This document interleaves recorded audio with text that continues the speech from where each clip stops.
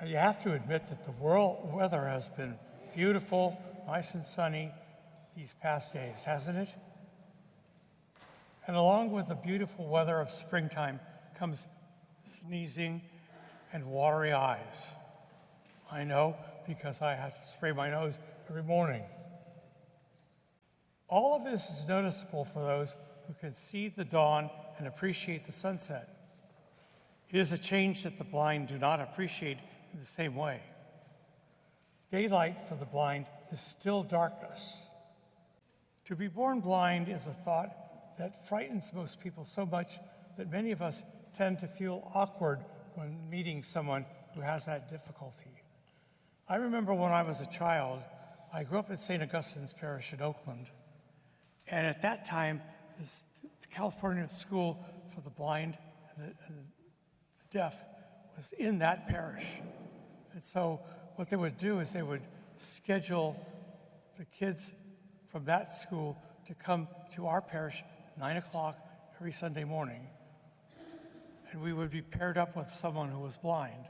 And we'd have to lead them into the church. And for some of them, they couldn't really speak also. So it was tough. You couldn't explain to them what was going on.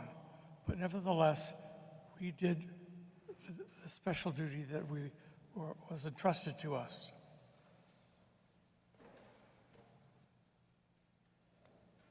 Now, Jesus met one person who was not sighted.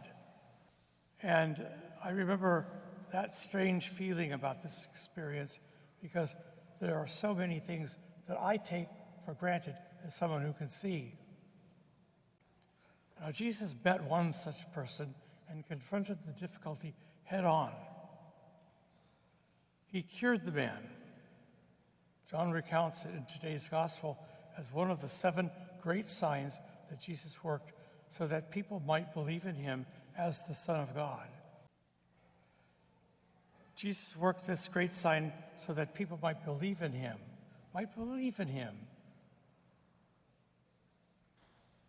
True enough, the man was cured, and that was a blessing, but there was more to it than just that. Jesus introduced him not only to daylight, but also to faith. And it's very interesting in this gospel that the people of faith, the Pharisees, refused to believe. Jesus introduced him not only to daylight, but to faith. Not only to be able to see the wonders of the ordinary, everyday world around him, but also to recognize in faith the presence of God around him. Went right over the heads of the Pharisees. Instead, they kind of quoted some of their law to Jesus. You know, if you were who you say you are, you would not be curing anybody on the Sabbath. Who cares? You might say. At least the guy got his sight back. Why are you nitpicking? As we probe the meaning of the scripture today, I found out something rather interesting. Some of the scripture scholars feel that this gospel passage, with all of its talk about seeing and blindness, is really talking about what happens in baptism. In baptism. By the time of this passage had been written, the early church had come more and more to view baptism as a spiritual illumination, a point of discernment of life's real values. And today's second reading makes a similar reference to a baptismal scene. Wake up, sleeper, rise from the dead, and Christ will shine on you.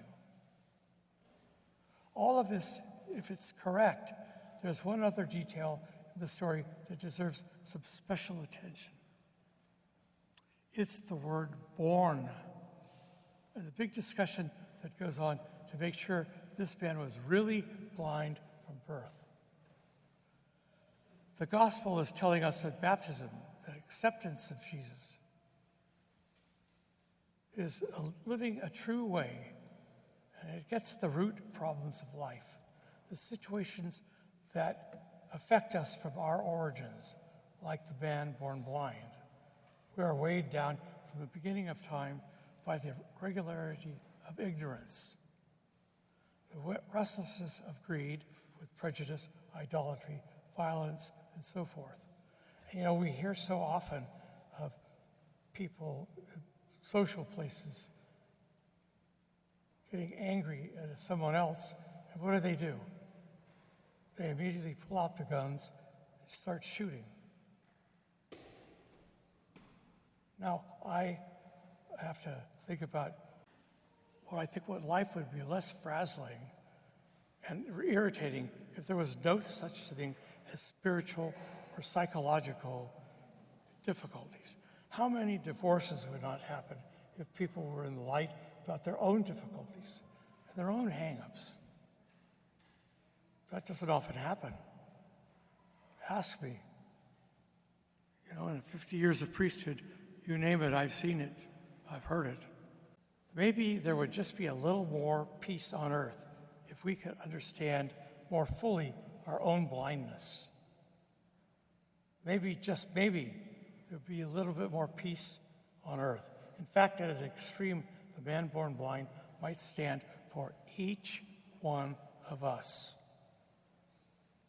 Now, I think it's interesting as I look at a reasonably filled church. There's a reason why you're here.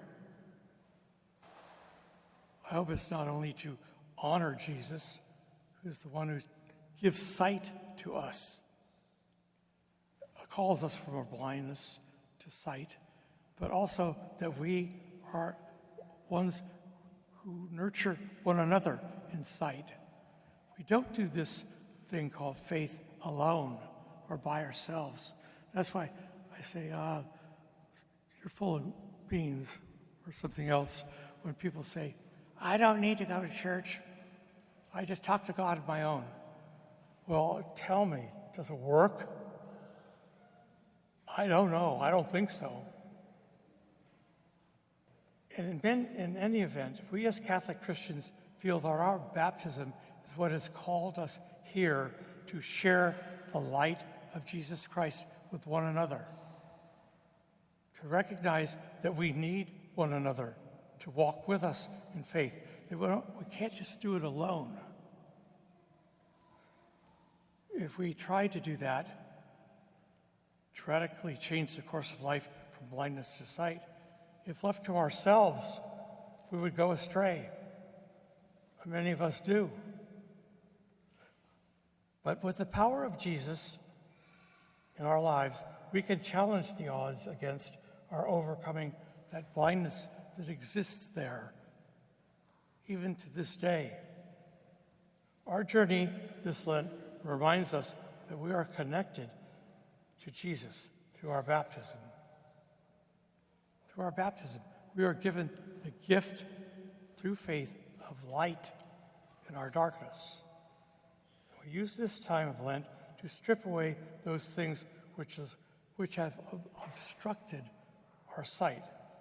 The victory over sin and blindness of soul is ours if we let the Lord's life penetrate our own. And so we have a great deal at stake for one another. We don't do this by ourselves. We do this together. And by the very act of doing this together, we strengthen that bond, I hope, of Jesus with us through all our days.